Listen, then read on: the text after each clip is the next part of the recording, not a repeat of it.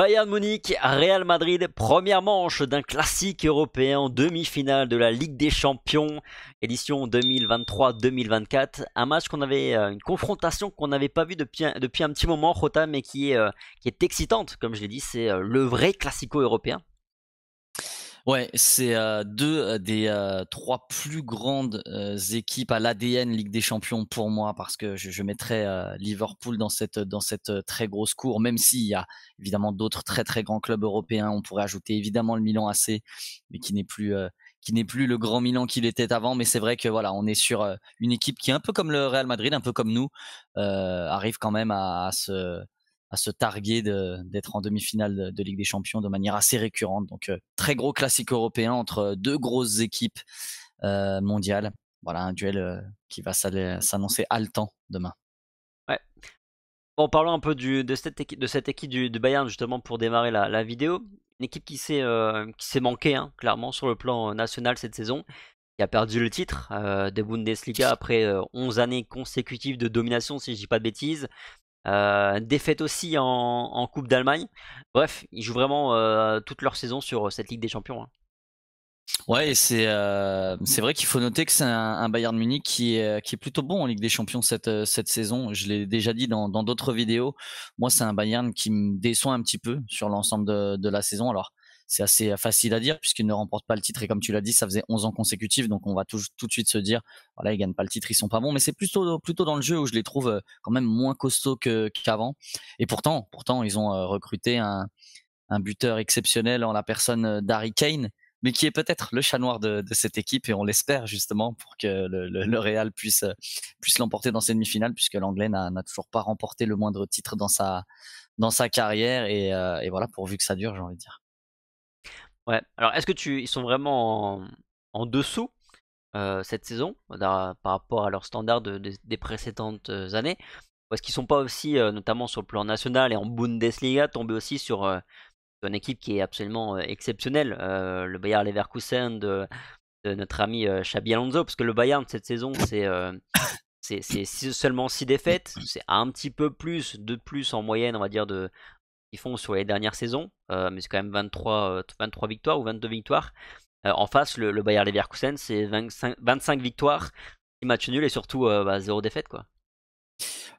Moi, oui, j'en compte plus. C'est 6 défaites en championnat là dont Oui, tu parles, c'est ça? championnat. 9 défaites, toutes compétitions confondues. Je pense que dans les 20 dernières années, il ne doit pas y avoir énormément de saisons du Bayern à 9 défaites. Pour moi, c'est quand même conséquent pour eux, les concernant. Et 6 défaites, comme tu le dis, 6 défaites sur 34 journées, c'est rare quand même pour le Bayern. C'est quand même rare pour être souligné. Alors évidemment, ils sont tombés sur un Bayer Leverkusen absolument invincible, puisqu'ils n'ont toujours pas perdu, et on aborde pratiquement le mois de mai. Donc ils sont tombés évidemment face à la meilleure équipe, l'équipe la plus régulière en Europe cette saison. Mais je parlerai même pas de leur défaite ou de leur match nul, des points perdus. Je parle plutôt dans le jeu. C'est pas un Bayern qui est aussi serein qu'à l'accoutumée. C'est pas un Bayern qui met 50 volets dans la saison. C'est un Bayern un peu plus timoré. C'est un Bayern qui a des défaites cuisantes déjà, et ça c'est rare pour être souligné. Et c'est un Bayern qui a des victoires vraiment, vraiment en se battant, en bataillant fort. Et on n'était pas habitué à tout ça. Donc c'est un Bayern qui est un peu ronronnant. Ils ont été énormément touchés par les blessures. Ils le sont encore, et ils le seront encore demain. On en reparlera certainement. Mais c'est un Bayern Munich qui a souffert, je pense, justement de cet effectif un petit peu réduit, et puis qui est tombé sur plus fort que lui dans le championnat, ce qui l'a fait peut-être douter aussi dans l'ensemble des compétitions. Maintenant, voilà, c'est une équipe qui est dans le dernier carré de la Ligue des Champions, donc à ne pas prendre à la légère. C'est pas parce que moi, de mon avis, ils sont bien moins forts qu'ils ne l'étaient ces dernières années, notamment l'an passé, que c'est un Bayern Munich qui va être facile à battre demain. Évidemment, ouais. Si on regarde, tu l'as déjà un peu dit, mais si on regarde, c'est vrai que leur parcours en Ligue des Champions est seulement ça. Bon, ils sont sortis aisément d'un groupe avec Copenhague, Galatasaray et Manchester United. Ils sont ensuite passés contre la Lazio après avoir perdu le match aller. Puis là, ils ont sorti Arsenal en quart de finale en ayant aussi été bousculés sur le match aller. Le match retour, bah, j'ai pas vu, mais en tout cas, ils ont gagné 1-0. Parcours, il t'inspire quoi? Déjà, ça m'inspire qu'ils étaient dans une poule qui était loin d'être facile. Galatasaray, c'est assez costaud cette saison. Copenhague, c'était loin d'être fait. parce que c'est un Copenhague qui a tenu la dragée haute face à Manchester City notamment, et c'était vraiment une belle équipe. Et puis Manchester United, c'est pareil, c'est une équipe à l'histoire européenne et qui est jamais facile à manœuvrer. Ils sont sortis aisément de cette poule, donc comme tu l'as dit, c'est quand même assez fort parce que c'était loin d'être évident, je pense, pour être très honnête. Ensuite, voilà, le parcours en huitième écart. Je vais pas dire qu'il était encore un peu plus abordable, mais presque. C'est pas les adversaires les plus coriaces qu'ils ont eu à se défaire, même si Arsenal fait une grosse saison. Le fait de devoir batailler en première ligue et pour ne pas que ça leur échappe, comme ça a été le cas l'an passé, je pense que Arsenal vraiment avait un peu la vue sur deux tableaux, et je pense que c'était compliqué avec leur effectif de pouvoir jouer vraiment à fond sur les deux compétitions. Mais le Bayern a gagné au forceps, encore une fois, avec des blessés, avec un effectif réduit, avec un Harry Kane qui est de mieux en mieux sur cette saison, même s'il avait déjà démarré tambour battant. Il est vraiment depuis 6-7 mois, il évolue de manière incroyablement positive. Donc c'est un Bayern qui se construit sur la durée, en tous les cas en Ligue des Champions, qui est de plus en plus fort sur cette Ligue des Champions, donc qui va arriver avec les dents aiguisées, je pense, en demi-finale. Ouais. Euh, tu nommerais quoi comme force et faiblesse dans cette équipe? Offensivement, on peut dire qu'ils ont toujours une armada quand même très, très solide, avec notamment la recrute que tu as déjà citée, Harry Kane. Parce que je crois qu'ils sont déjà à 90 buts, hein, malgré tout, en Bundesliga, donc quasiment 3 buts de moyenne. Défensivement, c'est peut-être un peu là les difficultés. Ouais, t'as tout dit. C'est une équipe qui a une armada offensive incroyable. En tous les cas, quand tout le monde est réuni, le potentiel offensif est fou. C'est l'un des meilleurs au monde, assurément. Malgré tout, défensivement, t'as mis le doigt dessus. C'est quand même une équipe qui concède énormément d'occasions. Alors pas forcément énormément de buts, mais c'est une équipe qui concède quand même beaucoup de situations, qui est assez lente. C'est une défense assez lente de manière générale, et c'est ce dont pourrait profiter le Real Madrid parce qu'on a justement des joueurs rapides en transition. Donc je pense que c'est là où on pourrait voilà, enfoncer un peu le clou face à ce Bayern. À noter aussi qu'ils ont des absents, de Light, notamment de Lire, je sais pas si je le prononce bien, De lire, qui je est crois. Ouais. de Lire, ouais, il me semble, qui est très incertain pour ce match, sans doute absent selon Thomas Tuchel, ou pas Mécano également absent, comme l'a indiqué son entraîneur. Kingsley Coman aussi qui sera absent pour cette partie, et moi j'en fais de mon absence la plus compliquée. Pas dur en tout cas pour le Bayern, parce que moi c'est un joueur que j'aime bien, Coman, et que je trouve souvent quand même très, très Très performant, fort. très fort, ouais. En revanche, bon, Gnabry sera là, Laimer également a priori, Sané aussi seront de retour, et puis Moussiala aussi qui a été préservé dernièrement au Bayern, par le Bayern plutôt, pardon, et les quatre que je viens de citer se sont entraînés la veille du match, donc a priori, voilà. Ouais, après c'est quatre joueurs qui reviennent de blessure quand même, hein. Je crois que c'est 4-4 et 2 matchs de blessure, Moussiala, Sané et Gnabry. Pas dans l'ordre, hein, mais 2 pour Moussiala et 4 pour les autres. Donc voilà, à voir s'ils sont à 100%. Ils seront là, c'est sûr. Ils seront déterminés, c'est sûr. Maintenant, voilà, s'ils peuvent être un petit peu empruntés physiquement, bah, ou en manque de rythme, ça, on prend parce que c'est trois énormes dangers. Jamal Moussiala est à coup sûr l'un des jeunes les plus prometteurs d'Europe. Et puis Gnabry et Sané sont des joueurs absolument incroyables. Comme tu l'as dit également pour Kingsley Coman qui sera absent, et ça, bah, c'est un fait à noter positif pour le Real, parce que c'est vrai que sur les côtés, ne serait-ce qu'avec les trois qu'on vient de citer, Gnabry, Sané, Coman, le potentiel est absolument fou. Et en plus, il va manquer un joueur important défensivement côté Real. On va en parler. Euh, Passons d'ailleurs tout de suite sur la partie un peu Real Madrid. L'infirmerie côté Real n'a jamais été aussi vide cette saison, et c'est idéal justement à ce stade de la saison. Carlo Ancelotti a même convoqué tout son groupe pour le déplacement à Munich, y compris David Alaba et Thibaut Courtois. Bon, les deux derniers ne joueront pas, mais en tout cas ils sont déjà dans le groupe. Plus une question de cohésion, tout ça, tout ça. Ouais, c'est ça. Il y a Carvajal également qui fait le voyage. C'est assez logique. Ça arrive toujours au Real. Et de toute façon, dans les grands clubs, Carvajal est là aussi pour accompagner l'équipe. Et énorme surprise. Je sais pas si tu l'as vu. J'imagine que oui. Mais le petit Jérémy De Leon va faire le voyage. Il avait déjà fait face à City, alors qu'il n'est absolument pas inscrit avec le Real en Ligue des Champions. Il ne joue pratiquement jamais au Castilla. C'est une inconnue incroyable. Il a joué 58 minutes réparties sur 5 matchs. Ce serait, selon les petites rumeurs, le totem d'immunité, c'est-à-dire le petit porte-bonheur du Real. Si ça peut nous porter bonheur avec le contraste d'Harry Kane, qui est le chat noir du Bayern, ça serait top. Je sais pas pourquoi le Real fait ça, si ce n'est pour Il ça. il a répondu, Carlo, là-dessus. On lui a demandé aujourd'hui en conférence de presse. Je l'ai pas vu. Lui, il a dit simplement que il aime bien avoir 20 joueurs de champ pour faire ses entraînements, ses séances, et il se trouve qu'il y avait que 19 joueurs disponibles dans ce groupe-là, et donc il cherchait un 20e, puis bah, il a été chercher justement ce petit joueur. Ça fait 2 fois de suite, comme tu le dis. Carlo C'est a faux, mais dit. c'est faux ce qu'il dit parce que c'est un joueur que lui apprécie particulièrement. Il est très souvent à l'entraînement, alors qu'entre le Castilla, le Real Madrid C cette année et le Juvenil A, s'il a pas 19 joueurs, c'est qu'il y a un sacré problème où 70% des joueurs de Valdebebas sont le Covid. C'est pas possible. Des joueurs, il y en a 350 de son âge. Donc non, c'est pas. Ça, c'est pour moi, c'est un porte-bonheur. C'est ce qui se dit et ça semble plus logique parce que je vois pas pourquoi ce mec qui n'a fait que 58 minutes en provenance de Castellón cet hiver sur 5 matchs répartis au Castilla qui ne joue absolument pas. Pourquoi est-ce qu'il viendrait dans la liste? Ça n'a aucun sens. Surtout, encore une fois, il peut avoir une liste de 20 joueurs comme il le dit, mais il n'est pas inscrit. Tu peux prendre Nico Pass. Nico Pass, il est inscrit, il peut jouer. Donc il y a un intérêt de venir. Là, il sait que c'est un joueur qui va direct en tribune avec Courtois, Alaba et Carvajal. Pas d'intérêt. Ouais, en tout cas, c'est sa réponse. Porte-bonheur, sans doute. Espérons-le en tout cas. Carlo, en revanche, a bien une épine dans le pied pour cette rencontre. C'est l'absence de Dani Carvajal, l'Espagnol qui est suspendu pour ce match aller, et ça, c'est vraiment un coup dur. Ouais, c'est un coup dur parce que Carvajal est certainement l'un des meilleurs joueurs du Real cette saison. Le meilleur latéral droit au monde, je pense que ça fait aucun doute. Il fait une saison absolument pleine, tant offensivement que défensivement, par son leadership. Il a retrouvé ses jambes de 20 ans. Il fait une saison absolument incroyablissime.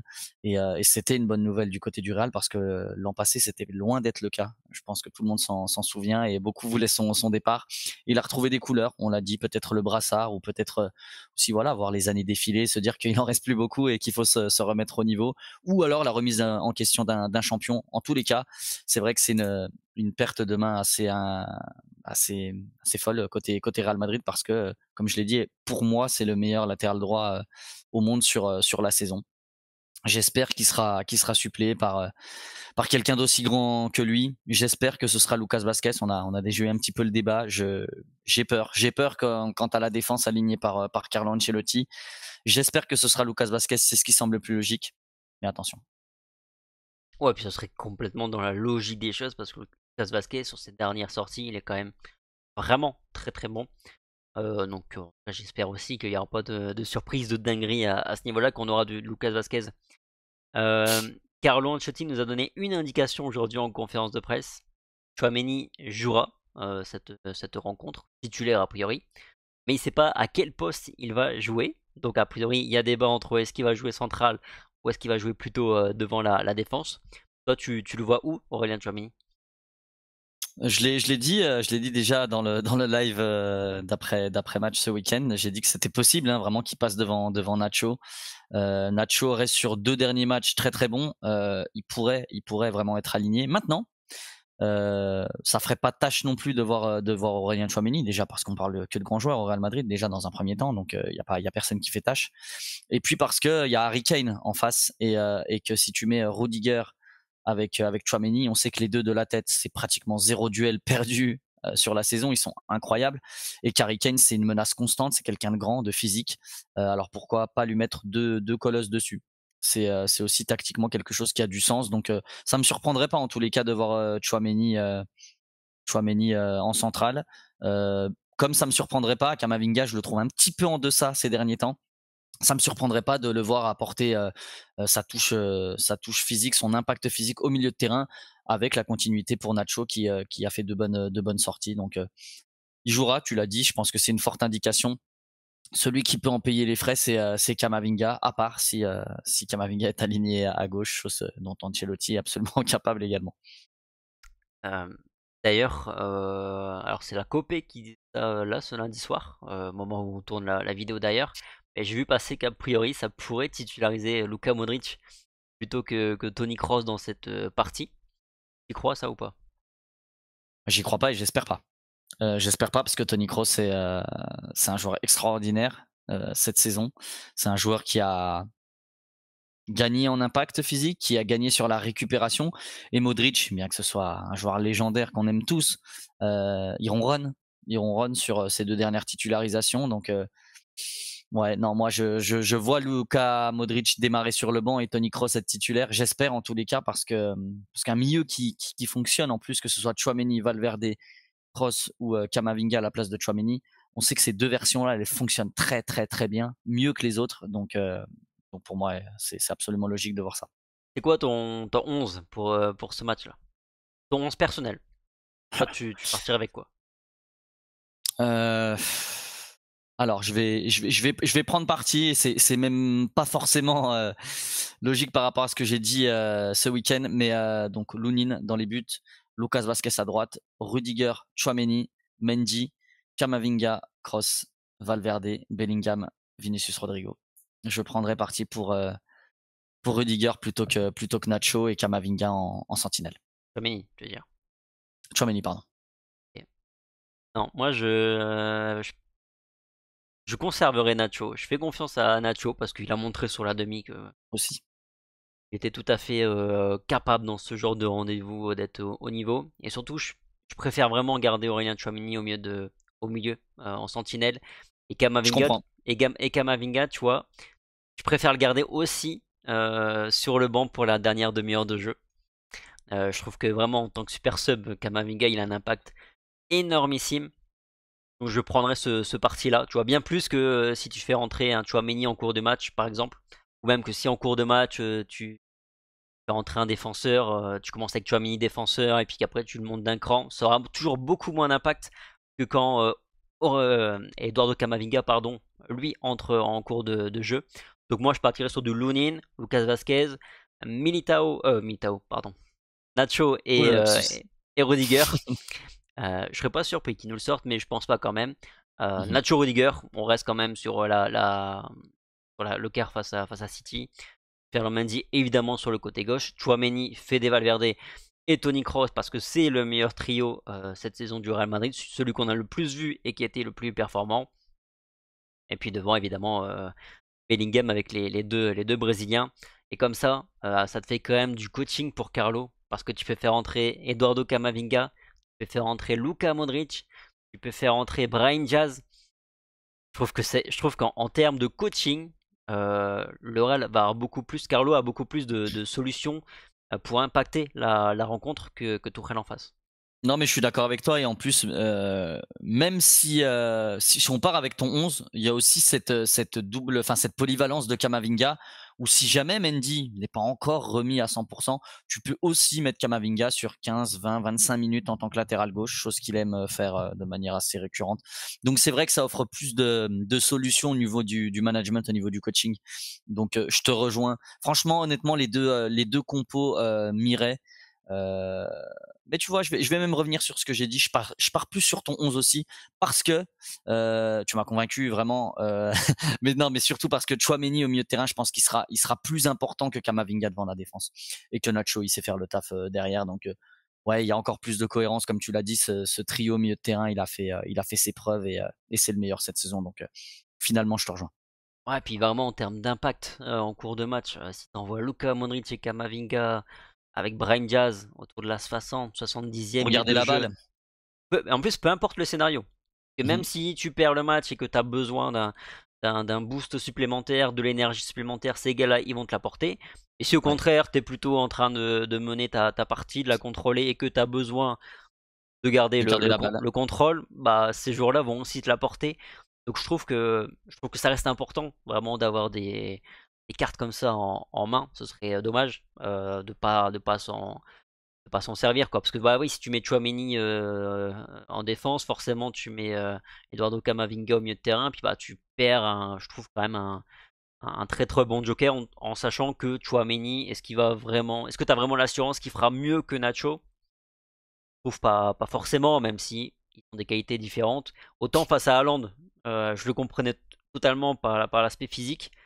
Là, Harry Kane, c'est un joueur qui est un peu plus différent et que je pense Nacho peut gérer mieux sans forcément être dans le combat physique permanent. Il n'a pas forcément ce déficit physique qu'il avait par rapport à Erling Haaland. À quel match tu t'attends, tiens? Je pense que ça va être un match avec beaucoup de spectacles parce que le Bayern c'est quand même une équipe qui joue, on l'a dit, c'est une équipe qui marque beaucoup, c'est une équipe qui concède aussi quand même quelques buts, en tous les cas quelques situations. Et puis le Real Madrid va forcément vouloir opérer avec ses forces et essayer d'appuyer sur ce match aller. Alors après évidemment le scénario va aussi dépendre de le match va dépendre du scénario qu'il prendra parce que si le Real marque tôt, Carlo Ancelotti peut aussi visser rapidement les choses et ça peut rendre un match un peu plus terne. Mais je m'attends quand même à un match ouvert, deux équipes qui se regardent pendant le premier quart d'heure de jeu, mais après il y aura de l'intensité.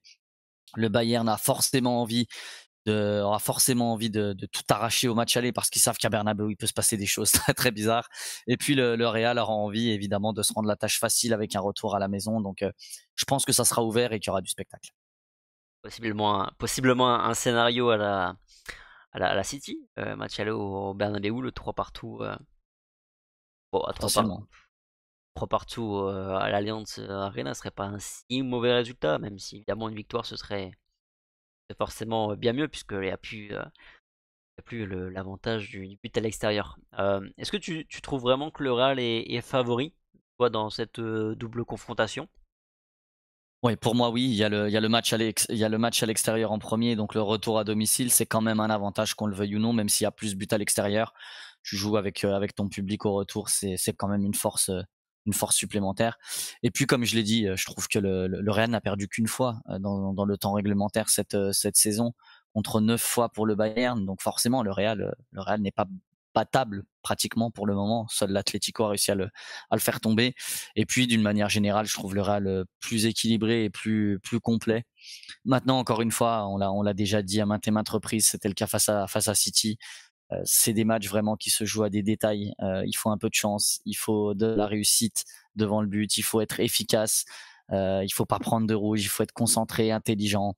Donc voilà, ça va être évidemment un match où tout peut se passer, mais je nous trouve un poil au-dessus, ouais, effectivement. Pas grand-chose à rajouter. Je mets aussi objectivement le Real Madrid un peu au-dessus, favori de Bayern pour les raisons déjà évoquées. Viennent parfaitement de résumer, je pense que j'ai rien à ajouter. Dites-nous, vous en tout cas dans les commentaires, quel 11, quel 11 vous alignerez pour cette manche aller face au Bayern. En tout cas, il y a du choix pour Carlo Ancelotti, vraiment un casse-tête, mais un casse-tête positif. En tout cas, on préfère, je pense, même lui, je pense, préfère avoir à se casser la tête dans ce sens-là plutôt que devoir bricoler pour aligner un latéral C'est clair. droit ou latéral gauche ou un milieu de terrain. C'est bien mieux d'avoir un casse-tête dans ce sens. En tout cas, évidemment, on se retrouve demain, nous, en direct, pas dans quelques heures maintenant, hein, en direct pour débriefer cette partie sur la chaîne YouTube de Real France. Ce sera évidemment en direct. Donc on se retrouve plus ou moins une demi-heure avant le début du match pour une petite preview. On parlera un petit peu avec vous. On fera monter un petit peu la sauce. Et puis 21h, coup d'envoi, on commentera ça en compagnie de Rota. Sur ce, passez une bonne soirée, bonne nuit, bonne journée, bonnes dernières heures avant la partie, selon le moment où vous nous regardez aujourd'hui cette preview. Sur ce, on se dit à très vite, à tout à l'heure sur Real France. Allez, ciao. Ciao.